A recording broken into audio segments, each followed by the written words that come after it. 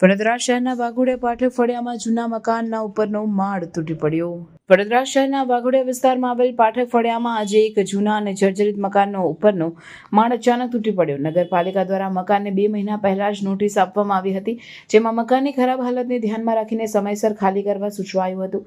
પરિવારજનો દ્વારા નોટિસ મળ્યા બાદ મકાન ખાલી કરી દેવામાં આવ્યું હતું, જેના કારણે મોટી જાનહાનિ ટળી હતી.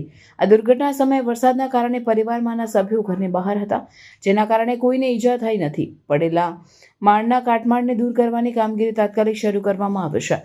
સ્થાનિક લોકો અને નગરપાલિકા કર્મચારીઓએ મળીને કાટમાળ હટાવવાનું કામ હાથ ધર્યું છે, જેથી આસપાસના વિસ્તારોમાં અવરજવર સરળ રહે.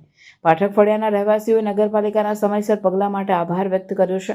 તેઓએ જણાવ્યું કે જો નોટિસ ન અપાઈ હોત અને મકાન ખાલી ન કરાયું હોત તો મોટી જાનહાનિ થઈ શકી હોત. આ ઘટનાએ શહેરના અન્ય જર્જરિત મકાનો અંગે પણ સતર્કતા વધારી છે.